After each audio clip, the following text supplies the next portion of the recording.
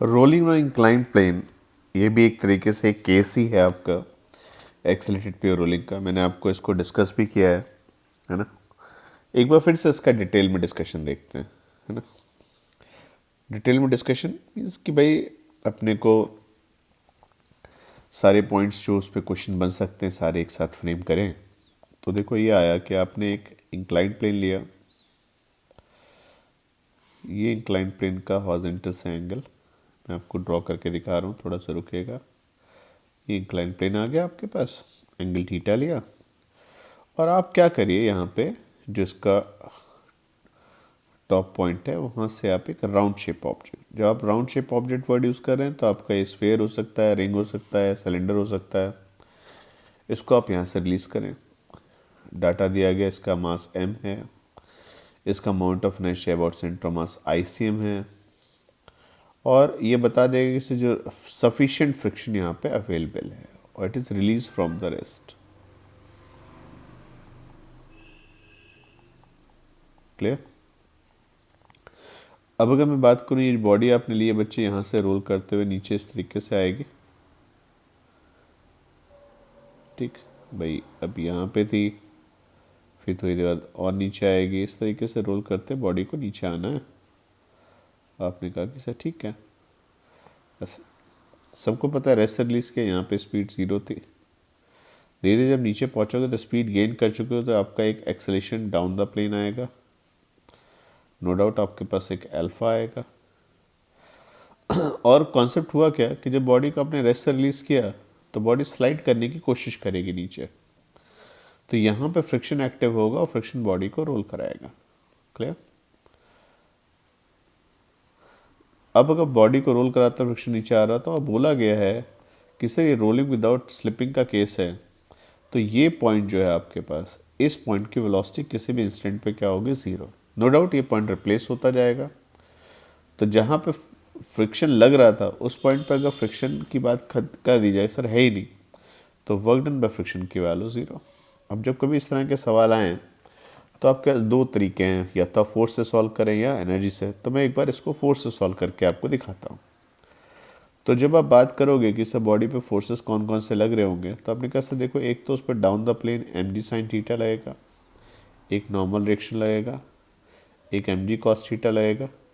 तो normal reaction और mg cos theta आपका बैलेंस होगा, mg sine theta down the plane force होगा जो कि फ्रिक्शन से लड़ेगा लेकिन बॉडी को नीचे एक्सलेशन देगा। तो पहली तो बात आई नेट फोर्स अलोंग इंक्लाइंड पूछा जाए तो किसके इक्वल होगा, तो आप बोलोगे mg sine theta minus friction equal to mass into acceleration, acceleration centre का। नेट टॉर्क अबाउट सेंटर, तो सेंटर का अबाउट टॉर्क देने की कैपेबिलिटी अगर आप इसको जूम करके बड़ा करके देखें तो n तो नहीं दे सकता है, mg sine theta mg cos theta नहीं दे सकता है। सेंटर का अबाउट रोटेशन देने की कैपेबिलिटी कल फ्रिक्शन के पास है, तो torque due to friction is equal to क्या होगा, ICM अल्फा। इसको आपने ICM अल्फा लिखा। और क्योंकि नो स्लिपिंग का केस है इसलिए हर इंस्टेंट पे V और R ओमेगा सेम होंगे, इसलिए A equal to R alpha का भी आपको लाइसेंस है यूज़ करने का। तो आपने कहा सर चलो md sine theta minus friction equal to ma, friction की वैल्यू बचे ICM अल्फा बाय आर, और अल्फा A बाय आर के according ICM A by R square आपका रिलेशन आया।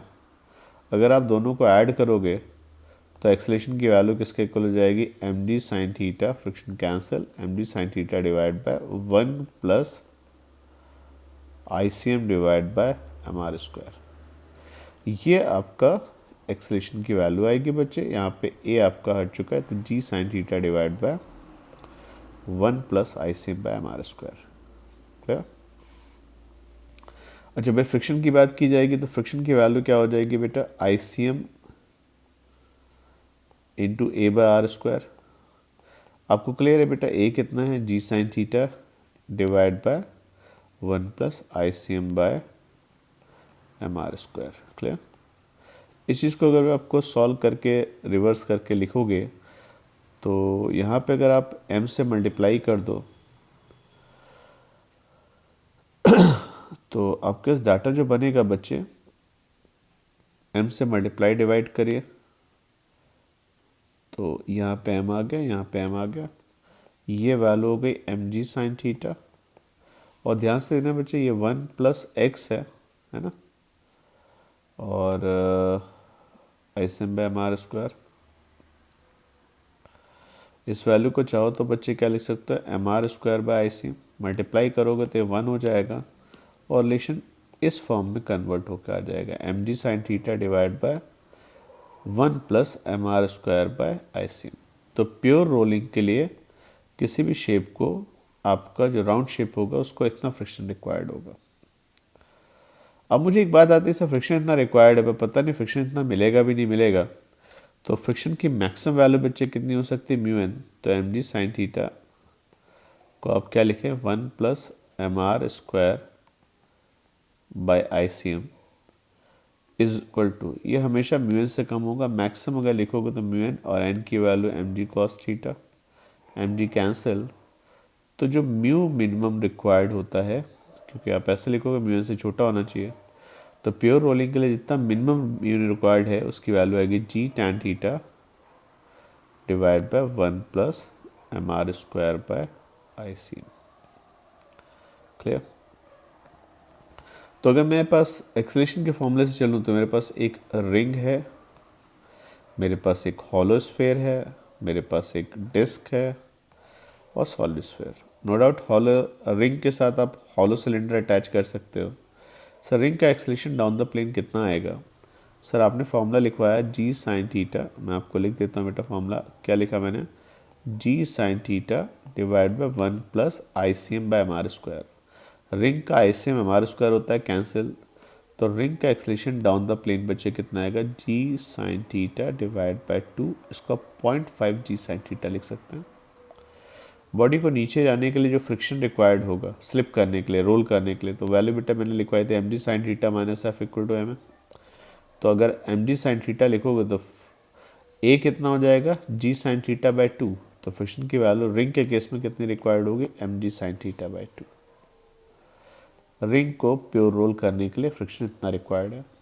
फ्रिक्शन कितना भी छोटा हो जाए, कितना भी हो, हमेशा म्यू से कम, म्यू एन से कम ही होता है, तो म्यू मिनिमम की वैल्यू जब आप M G sine theta by 2 लिखोगे तो mu M G cos theta आएगा कैंसिल, तो म्यू की वैल्यू बेटा मिनिमम में टैन थीटा बाय 2 आती है। और जब बॉडी रोल करके नीचे आएगी तो उसके पास कुछ ट्रांसलेटरी काइनेटिक एनर्जी होगी और रोटेशनल काइनेटिक एनर्जी का रेशियो अगर पूछा जाए तो आपके पास ये रेशियो कितना बनेगा, देखें एक बार लिख देता हूँ, half M V C M square half I C M ring के लिए M R square, omega square V square by R square, तो आर स्क्वायर कैंसिल, ये रेशियो 1:1 आया। इसका जब रोल करते बॉडी नीचे आएगी तो रिंग के केस में एम का जो लॉस होगा वो आपका दोनों को आधा आधा मिलेगा। श्योरली अगर कोई पूछा जाए काइनेटिक एनर्जी और बॉटम पे रोटेशनल एनर्जी की वैल्यूज़ क्या होंगी, तो M G H by 2 and M G H by 2, या 50-50% का बंटवारा। हॉलो स्फीयर के लिए देखा जाए एक्सेलरेशन कितना होगा, देखिए मैंने लिखा है G sine theta divide by 1 plus I C M by M R square, तो 2/3 आएगा, एम आर स्क्वायर कैंसिल हो जाएगा, तो ये value 3g sine theta by 5 बनेगी, तो एक्सेलरेशन की वैल्यू बचे 3g sine theta by 5, 0.6 G sine theta.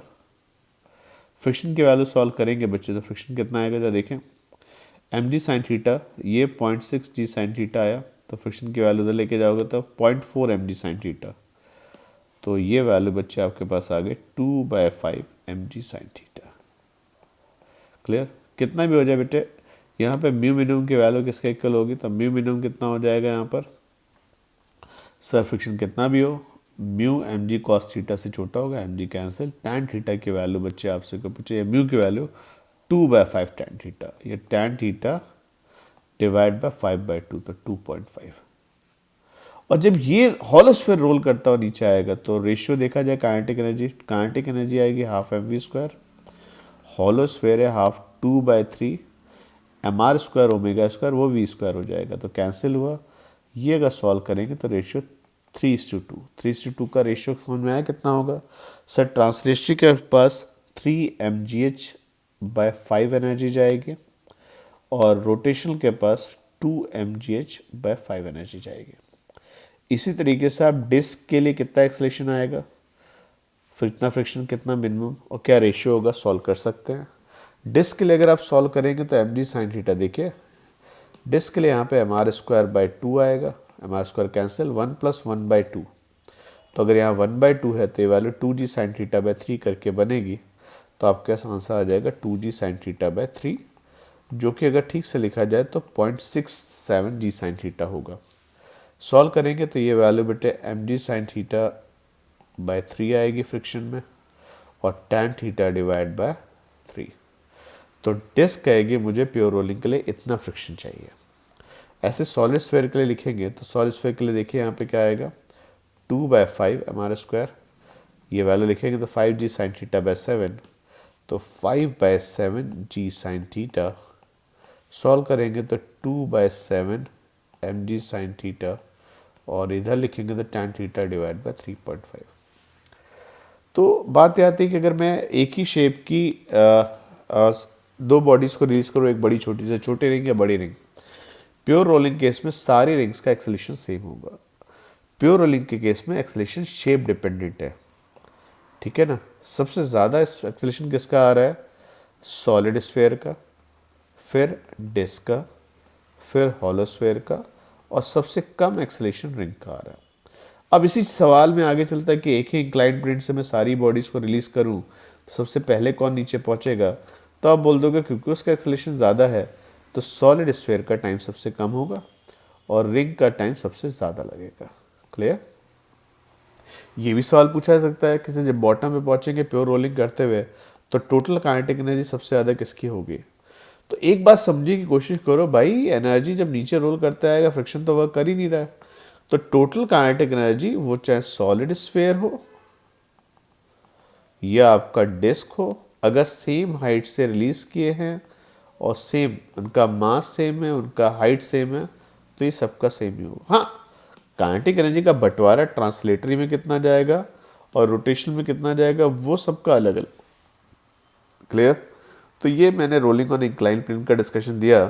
अब आप मेरी बात समझिए, क्वेश्चन में जब बॉडी को रिलीज करोगे तो उसका म्यू इतना रिक्वायर्ड है, जैसे रिंग कहती है कि मैं मुझे प्योर रोलिंग के लिए इतना म्यू चाहिए, अगर इतना म्यू नहीं मिलेगा तो प्योर रोलिंग नहीं होगी, इसका मतलब स्लिप करेगा, और फ्रिक्शन स्लिप करेगा तो फ्रिक्शन काइनेटिक आ जाएगा। तो हम ये सवाल भी करेंगे जिसमें आपको ये डिस्कशन देखने को मिलेगा कि भाई प्योर रोलिंग नहीं है तो कैसे बात करेंगे, ठीक है। तो this is the basic discussion of rolling on inclined plane. बाकी हम लोग नेक्स्ट में डिस्कस करेंगे।